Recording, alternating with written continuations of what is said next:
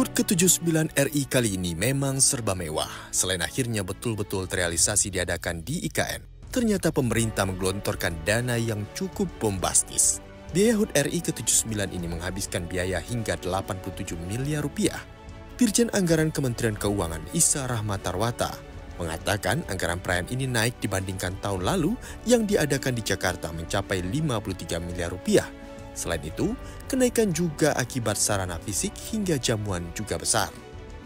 Tahun ini kami menyiapkan anggaran 87 miliar, ya 87 miliar untuk kegiatan perayaan 17-an di IKN. Kalau dibanding tahun lalu di Jakarta itu 53 miliar. Kenaikannya memang terutama karena pengadaan alat-alat upacara yang baru di sana. Itu terutama yang rincian biaya yang besar itu alat-alat upacaranya, kemudian penyiapan sarana fisiknya itu yang memang perlu dilakukan di tempat yang baru di sana. Jamuan juga cukup besar dibanding di Jakarta, terutama mungkin karena memang lokasinya belum tersedia cukup sarana prasarana untuk jamuan ini.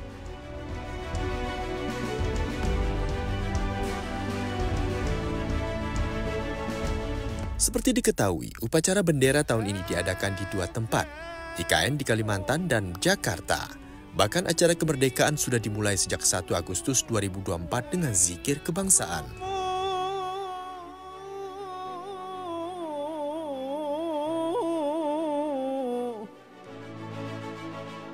Bahkan jauh sebelum acara hari puncak peringatan kemerdekaan dimulai, acara pawai sudah dimulai sejak tanggal 10 Agustus 2024. Acara dimulai dari kirap bendera duplikat, bendera pusaka, dan teks proklamasi dari Monumen Nasional menuju Ibu Kota Nusantara.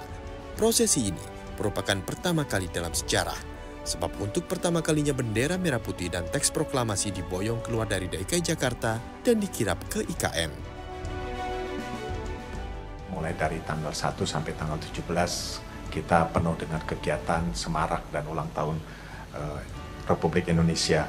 Dimulai malam ini adalah zikir kebangsaan di Jakarta. Dan dimulai dari Jakarta, nanti diakhiri di tanggal 17 di IKN dan tentunya Jakarta. Kompleksnya perayaan HUT RI tahun ini membuat anggaran membengkak. Presiden Joko Widodo menilai pembengkakan anggaran itu adalah hal yang wajar. Kewajaran presiden itu dipertanyakan oleh anggota Badan Anggaran DPR RI, Neti Prasetyani. Menurutnya pemerintah tidak peka dengan kondisi masyarakat saat ini, dengan banyaknya pemutusan hubungan kerja hingga ekonomi yang lesu. Seharusnya pemerintah bisa fokus dalam berbagai persoalan masyarakat. Meski mendapatkan banyak kritik baik IKN dan perayaan HUT RI tahun ini, pemerintahan Joko Widodo tetap optimis IKN tetap berlanjut.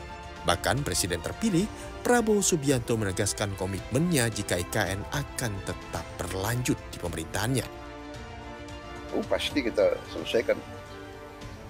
Dan ya walaupun memang rencana garis besarnya kalau tidak salah belasan tahun ya, atau kalau tidak salah pernah disebut berapa puluh tahun kan, sebagaimana ibu kota negara lain kan juga sangat panjang. Kita juga tidak boleh memaksakan, tapi kalau saya optimis ya dalam 5 tahun saya kira sudah berfungsi dengan sangat baik. Dan untuk memastikan komitmen investor sebagai pengusaha, Prabowo Subianto juga menjadi salah satu investor utamanya di ibu kota negara itu. Salah satu investor saya sendiri sebagai pengusaha. Itu. Investor dalam negeri Pak ya, dalam negeri Pak. Bahkan saat membuka sidang kabinet pertama di ibu kota negara, Joko Widodo langsung pamer capaian investasi IKN sudah mencapai 56,2 triliun rupiah. Capaian ini mencakup 55 proyek yang sudah dimulai di ibu kota negara itu. Investasi yang masuk sudah 56,2 triliun rupiah dari 55 yang sudah groundbreaking. Salah satu alasan kenapa ibu kota pindah, karena kita ingin pemerataan. Karena kita tahu 58% GDP ekonomi itu ada di Jawa, sehingga kita ingin memeratakan untuk juga luar Jawa mendapatkan perputaran ekonominya. Kemudian populasi di Jawa juga bebannya sudah sangat besar sekali. 56% populasi itu ada di Pulau Jawa.